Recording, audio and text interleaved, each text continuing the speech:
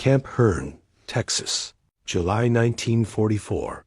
The marquee glowed against the evening sky, the Rialto Theater on Main Street, its lights spelling out Casablanca in bulbs that seemed impossibly bright after years of European blackouts. 12 German women stood on the sidewalk in civilian dresses, borrowed from the camp supply, staring at the entrance where American civilians moved freely, purchasing tickets, laughing, living ordinary lives in a nation untouched by bombing or invasion. The women had been nurses in North Africa, had been captured and transported across an ocean, had been told that American captivity meant harsh treatment and deprivation. Instead, an American sergeant was handing them movie tickets and speaking words that seemed impossible. You re-allowed to go in. You're allowed to watch. You're allowed to sit with regular people and pretend for 2 hours that you're not prisoners at all.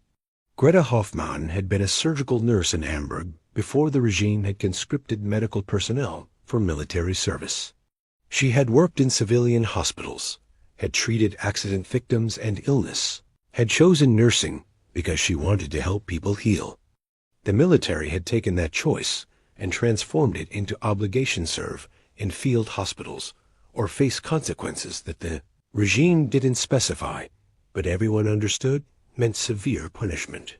She had been assigned to a medical unit in North Africa, following Rommel's forces across desert that seemed designed to destroy both equipment and human endurance.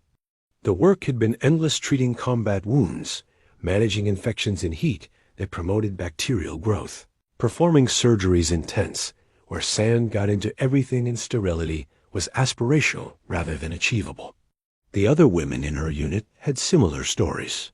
Ilse Weber had been a pediatric nurse from Berlin. Marguerite Klein had worked in obstetrics in Munich. Anna Schmidt had been training in general medicine when conscription had interrupted her education.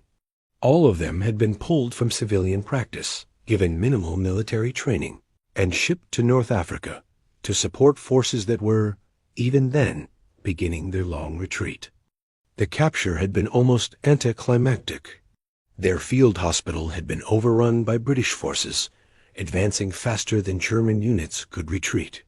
The British had processed them, efficiently verified they were medical personnel, separated them from combat prisoners, treated them according to Geneva Convention protocols that protected medical staff even during wartime.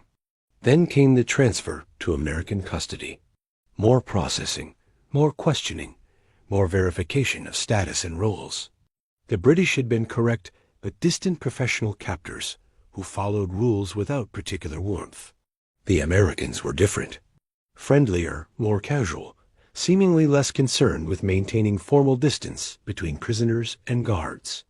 The women had been transported to America by ship, crossing the Atlantic in converted cargo holds that were crowded but adequately provisioned. Greta had spent most of that voyage on deck when permitted watching ocean that seemed infinite, trying to process the reality that she was being taken to America, the nation that propaganda had described as weak and crumbling and on the verge of collapse. The propaganda had been obviously false even before the ship docked. American vessels filled the port's cargo ships and warships, and vessels of types Greta couldn't identify, all moving with organized purpose that spoke to industrial capacity Germany had never possessed. The harbor infrastructure was intact, unbombed, functioning with efficiency that made the chaos of German ports seem primitive by comparison. Camp Hearn sat in Texas countryside that was flat and vast and overwhelmingly hot. The camp had been built to house German prisoners, primarily men captured in North Africa and Sicily, with separate sections for the handful of women who had been taken as medical or auxiliary personnel. The women's section was smaller, cleaner, with American female guards who maintained professional distance but weren't hostile or cruel. The barracks were adequate. Wooden buildings with screens on windows to keep out mosquitoes, fans that moved air without cooling it, bunks that were narrow but had mattresses and clean linens. The food was good, better than what Greta had eaten during her year in North Africa, better even than what she remembered from peacetime Hamburg, where rationing had started before the war officially began. But it was still captivity. Wire fences, guard towers, regulations about where prisoners could go and when. The American guards were fair, but firm rules were enforced, boundaries were maintained, and despite decent treatment, the women were reminded daily that they were prisoners of war, enemy nationals who had been captured serving military forces that had committed terrible acts. Greta had struggled with that designation. She was a nurse. She had treated wounded soldiers regardless of side, had even treated American prisoners who had been brought to her field hospital, had given them the same care she gave German casualties, because medical ethics required treating all patients equally. But to the Americans, she was still enemy personnel, still technically part of military forces that had invaded other nations and caused immense suffering. The work assignments at Camp Herm were light compared to military service. The women helped in the camp hospital, treating prisoners who became sick or injured. They assisted with laundry and food preparation, not as punishment, but as part of keeping the camp functioning. The work was neither difficult nor demeaning, just basic labor that gave structure to days that might otherwise have been endless stretches of boredom. Evening brought free time. The women could read books from the camp library, mostly German texts donated by American organizations, though some American books were available for those learning English.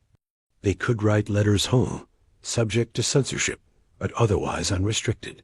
They could gather in common areas to talk, to play cards, to maintain some semblance of social life, despite the artificial constraints of captivity. 3 months into their imprisonment, the camp commander, Colonel Harrison, a career officer who seemed genuinely committed to following international law regarding prisoner treatment, made an announcement that none of the women quite believed. Prisoners with good behavior records would be permitted supervised trips to the nearby town, not for work details or official business, but for recreation, movies specifically. The Rialto Theater in Herne had agreed to allow prisoner attendance on specific evenings, with American guards present to maintain security, but otherwise treating the Germans like regular patrons. The announcement had been met with stunned silence. Greta sat with the other women, trying to process what they had been told.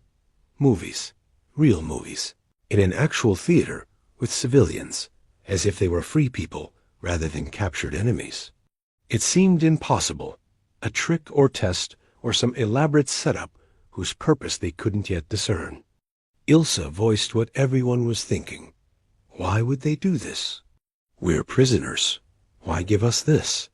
Colonel Harrison, speaking through a translator, had explained, because the Geneva Convention requires that prisoners be treated with basic human dignity, because recreational opportunities improve morale and reduce disciplinary problems, because you are primarily medical personnel who are captured serving in non-combat roles, and because, the colonel had added with slight smile, it costs us very little to allow you to watch movies, and denying such simple pleasures serves no legitimate military or security purpose. The logic was American, practical, pragmatic, focused on outcomes rather than ideological positions about how enemies should be treated. But it still seemed surreal to women who had been raised under a regime that valued punishment and control over mercy and reasonable accommodation. The first movie night was scheduled for a Saturday in July. The 12 women selected those with best behavior records, those who had caused no problems, those whom American authorities deemed lowest security risk, spent the preceding week in a state of anxious anticipation mixed with disbelief that this was actually happening. They were issued civilian clothing, not new dresses, but donated items from American women in town who had contributed to a program supporting prisoner welfare. The dresses were modest, clean, pressed, in styles that were a few years old, but still presentable. Greta received a blue cotton dress with white collar, simple but infinitely better than the gray prisoner uniforms they wore daily. The women helped each other prepare.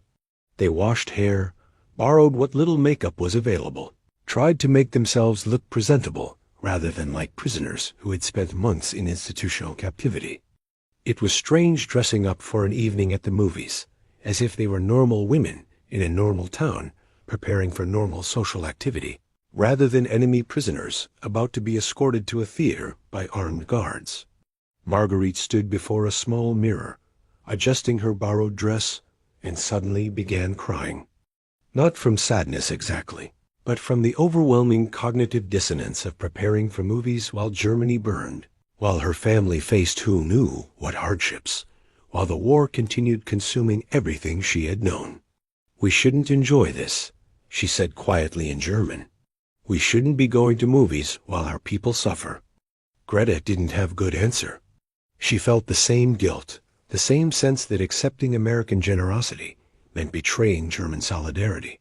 But she also understood that refusing wouldn't help anyone in Germany, that her suffering in captivity wouldn't reduce anyone else's suffering, that perhaps accepting mercy when offered was better than insisting on shared misery.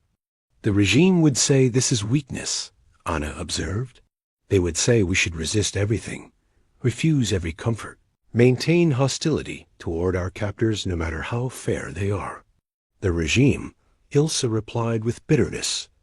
Greta hadn't heard from her before, left us in a desert with inadequate supplies, and expected us to succeed anyway.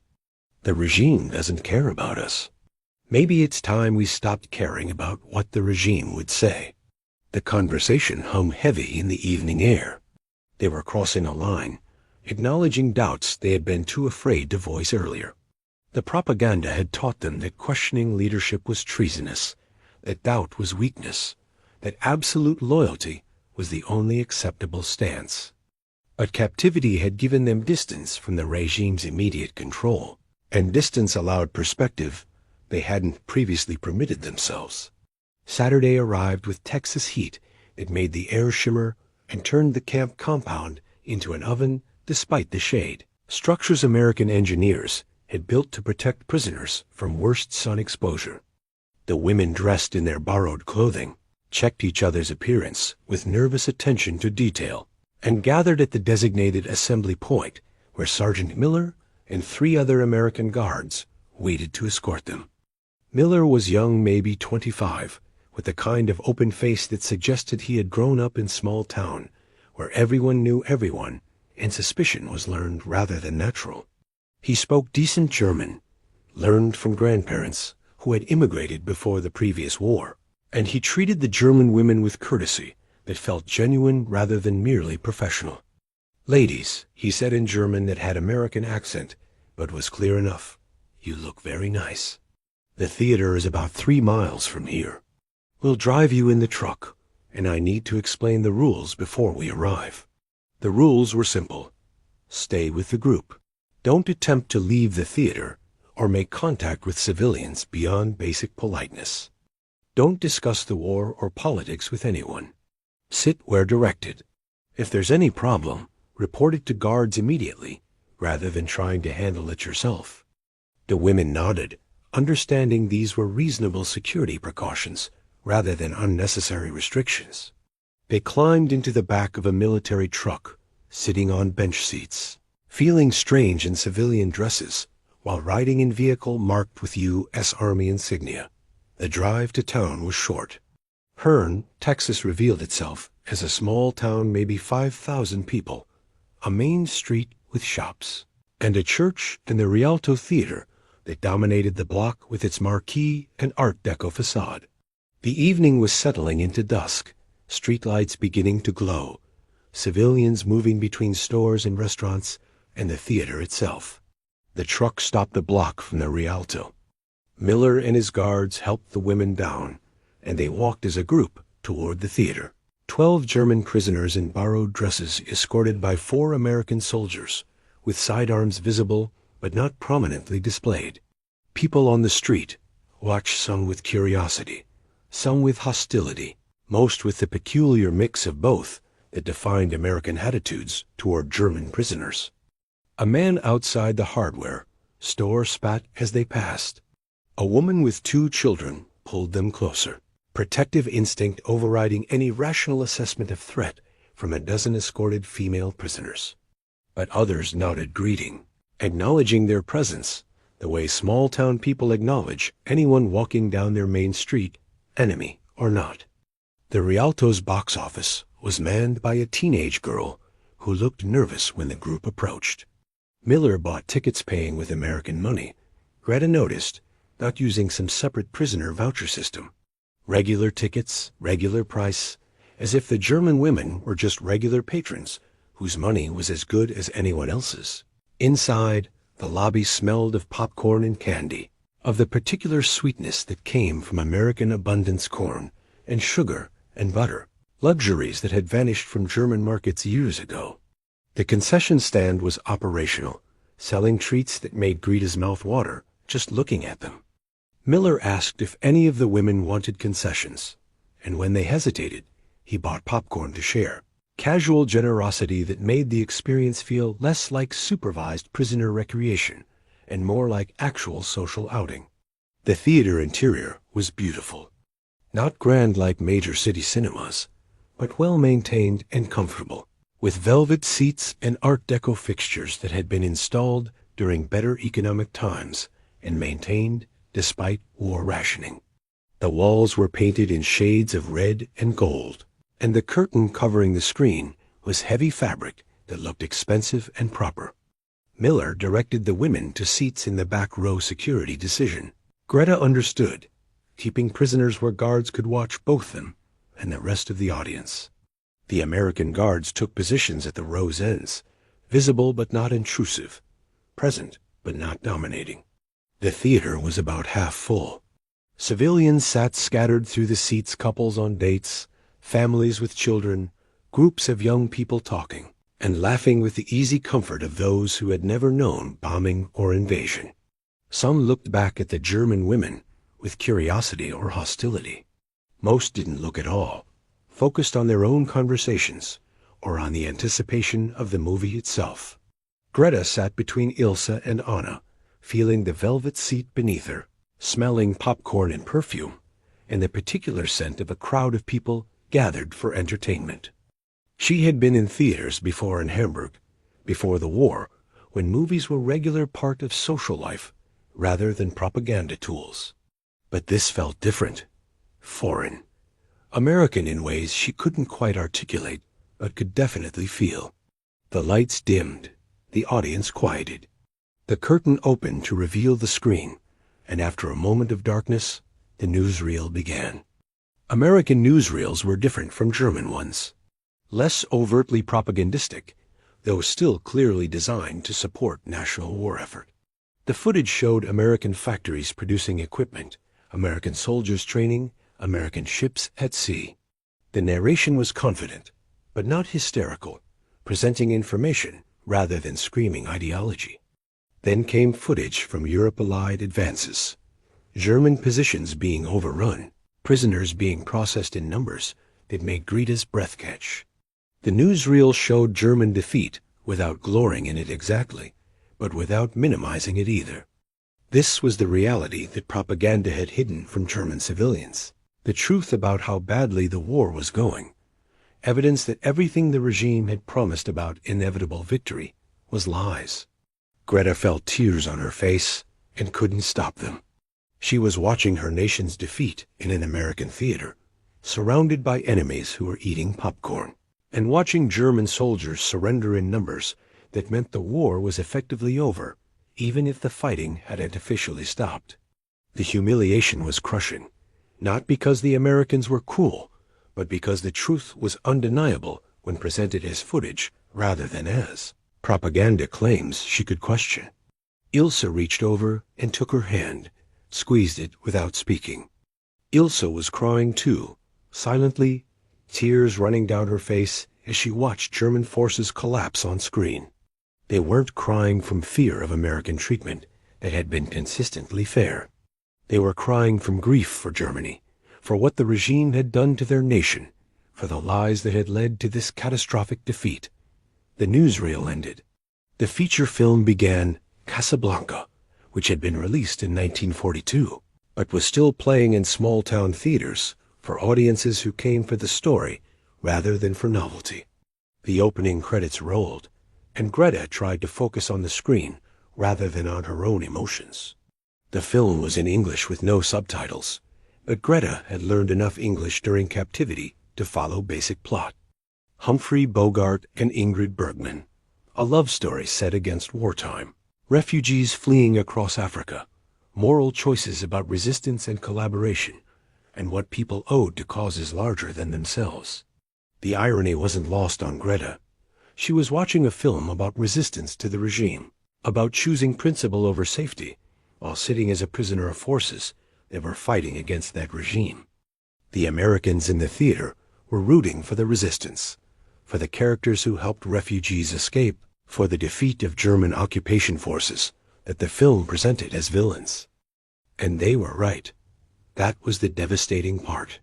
The film's portrayal of German forces as oppressors wasn't propaganda, it was accurate.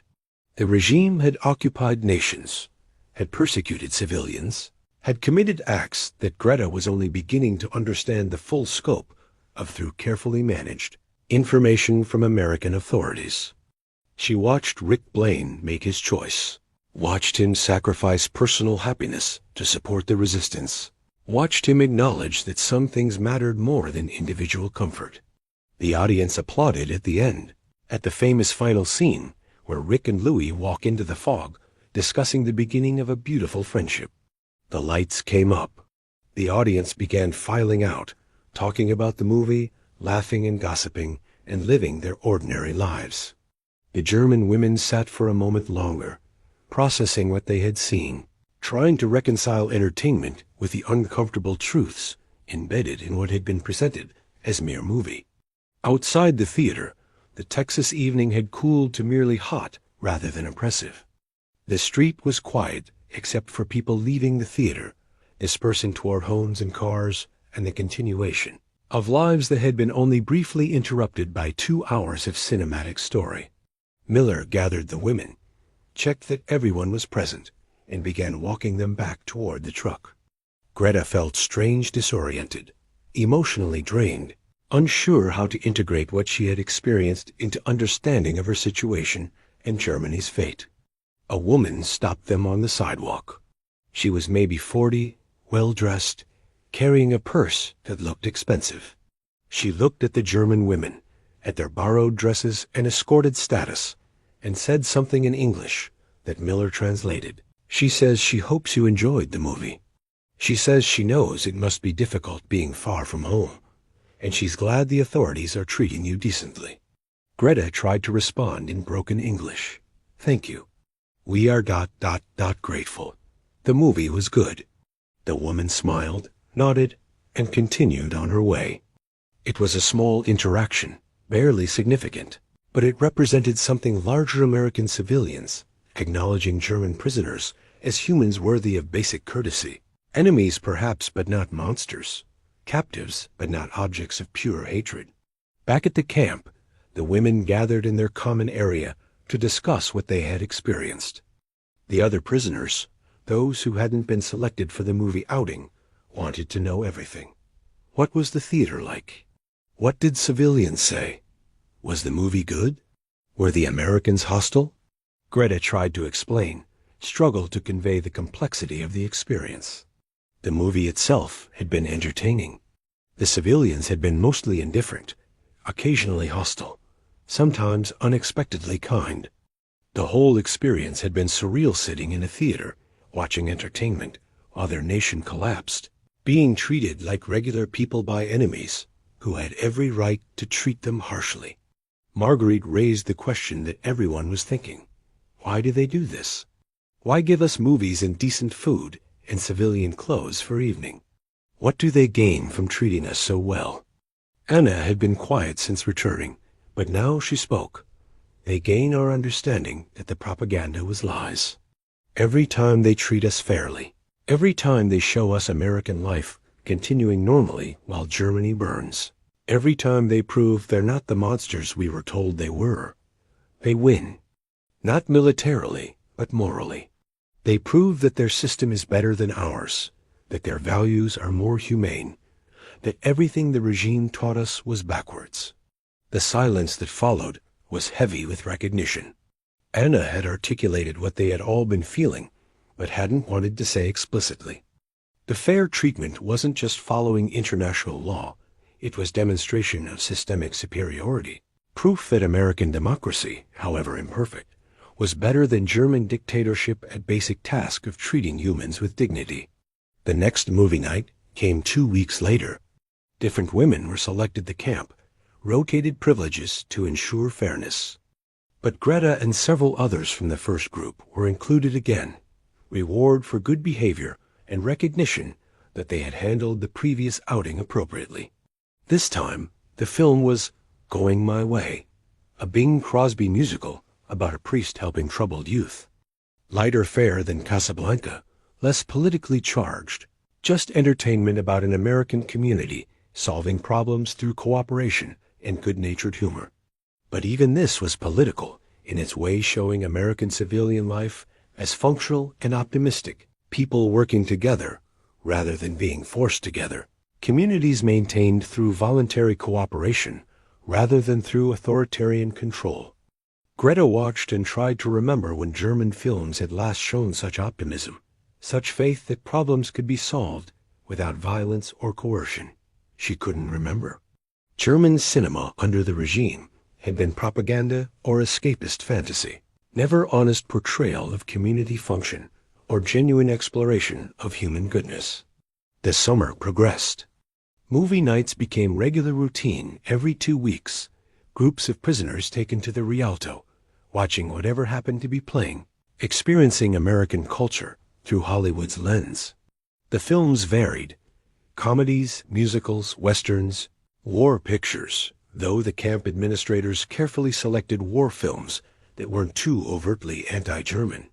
Each outing reinforced the same lessons: American abundance, American normalcy, American capacity to maintain civilian life despite war that consumed unprecedented resources.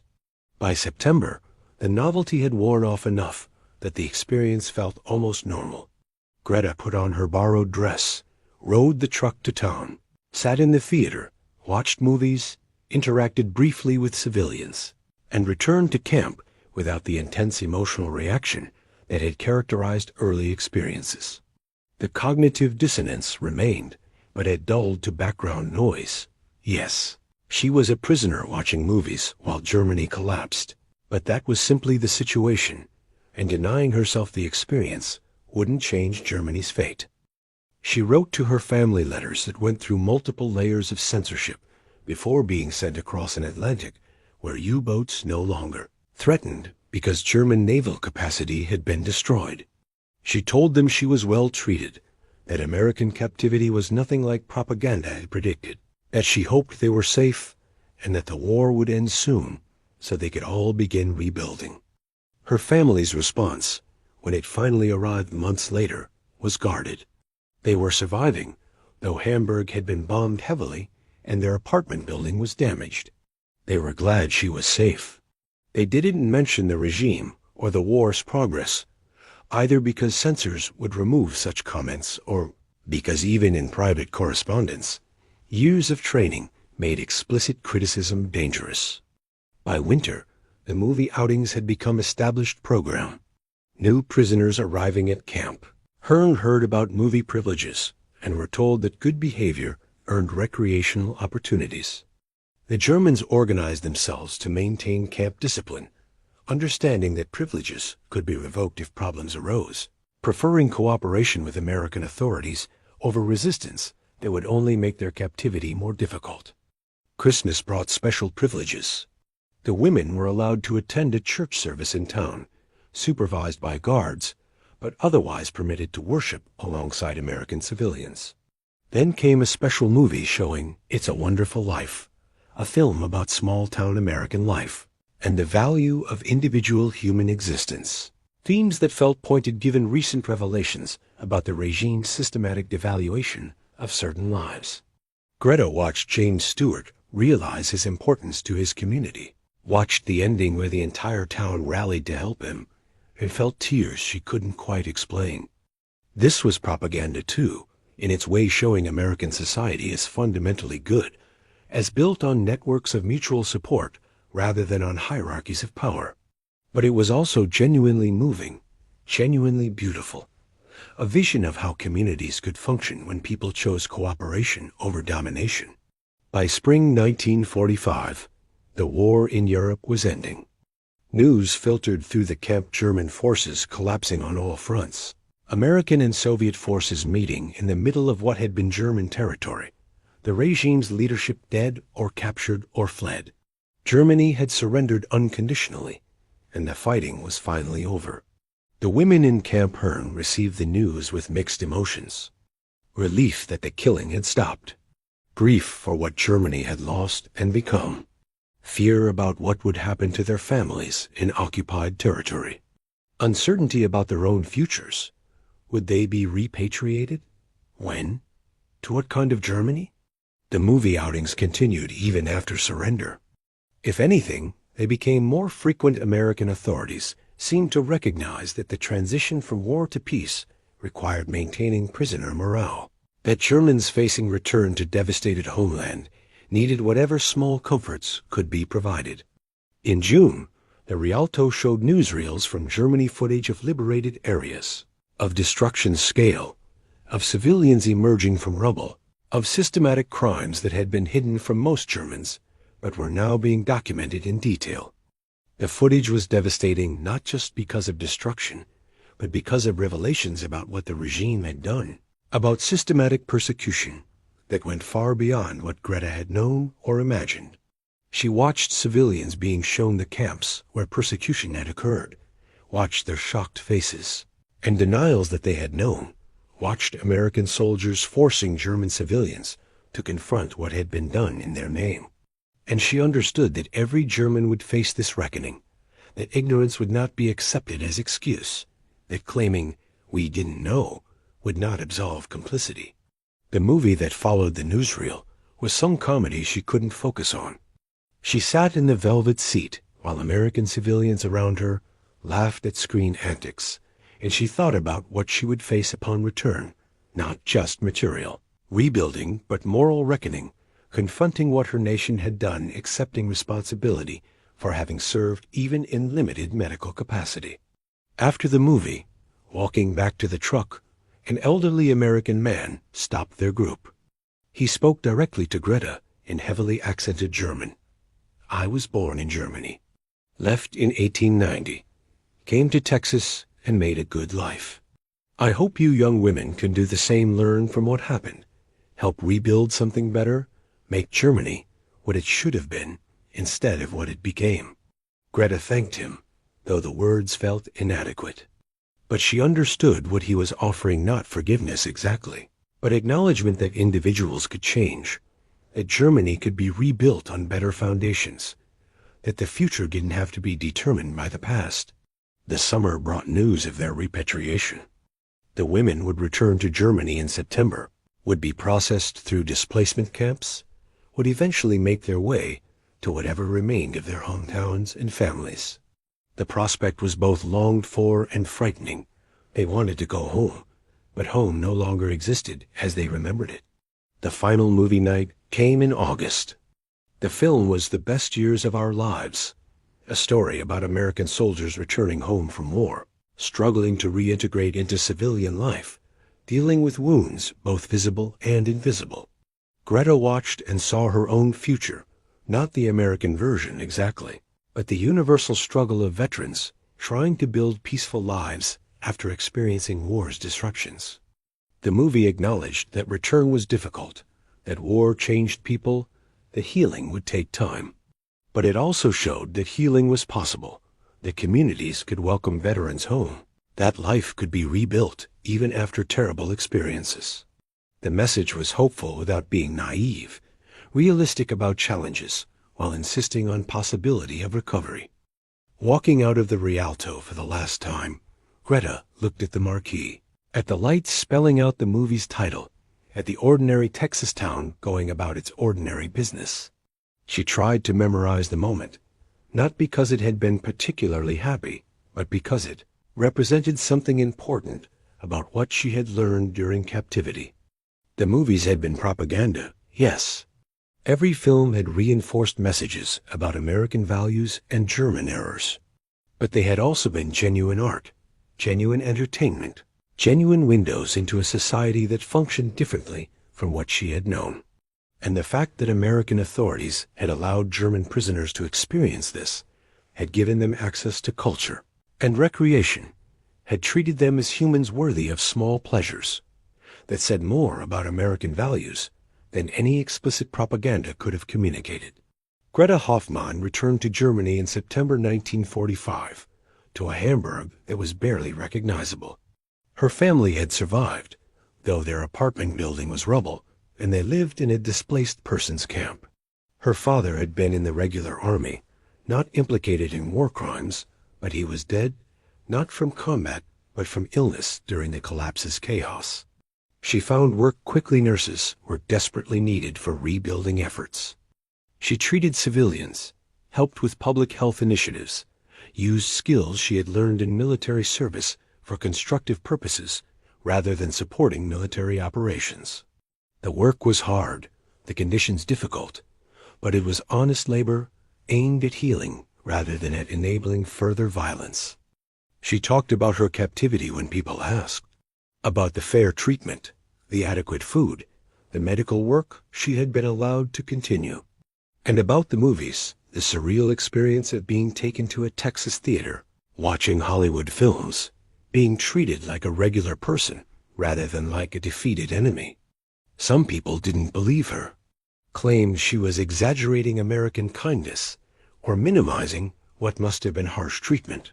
Others understood immediately, recognized that American capacity for basic decency toward prisoners said important things about the SO, differences between democratic and authoritarian systems.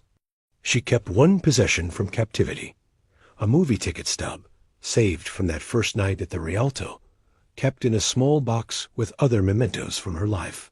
She looked at it, occasionally faded paper, barely legible text admission to Casablanca on a July evening in 1944, and remembered what it had felt like to sit in that theater, wearing a borrowed dress, watching American entertainment while her world collapsed. The experience had changed her in ways she was still discovering years later. Not just the fair treatment, though that mattered, but the demonstration that enemies could show mercy, that captivity didn't require cruelty, that humans could maintain ethics even during war's worst moments. The regime had taught her that power required brutality, that showing mercy was weakness, that enemies deserved only destruction. America had proved all of that false through simple act of letting German nurses watch movies in a small-town Texas theater. She married an American soldier in 1952, a medic she had met when he was stationed in Hamburg during occupation. They immigrated to the United States in 1953, settled in Texas, not near Camp Hearn, but close enough that she could visit occasionally, could drive past the camp that was being converted to other uses, could see the Rialto Theater that still stood on Main Street in Hearn, though it was showing different movies to different audiences. She told her children about the war, about captivity, about the strange kindness of being taken to movies while prisoner. She explained that mercy wasn't weakness, that treating enemies fairly was strength, that the capacity to maintain humanity during war was what separated good societies from failed ones. Her children grew up understanding that their German mother had learned about American values while imprisoned in Texas, that movie tickets represented more than entertainment. They represented a nation's commitment to decency, even toward those it had every reason to hate. In 1985, on a trip to Texas, Greta visited the Rialto one more time. The theater had been restored, was now showing classic films for nostalgia audiences rather than current releases. She bought a ticket paying with her own American money this time, not as a prisoner but as a citizen, and watched Casablanca again, 4 decades after that first viewing. She cried during the ending, just as she had cried the first time. But the tears meant different things now. Not grief for Germany's defeat, but gratitude for the mercy shown by enemies, who had become friends for the unexpected kindness that had helped her survive, and rebuild for the proof that humans could choose compassion over hatred, even across the deepest divides of war and ideology. The movie ended. The credits rolled. The audience applauded. And Greta sat in the velvet seat in a Texas theater and remembered a summer when German nurses had been given the impossible gift of normalcy, when prisoners had been allowed to pretend they were free, when enemies had shown mercy not because they had to, but because they chose to see captured women as humans, worthy of small pleasures even during war's darkest days. The experience had saved her in ways that went beyond physical survival. It had shown her that the future didn't have to replicate the past, that mercy was possible, that humans could choose to build something better than hatred and violence. The movie tickets had been propaganda, yes, but they had also been grace, unexpected and unearned, proof that even during war, humanity could persist if people chose to maintain it.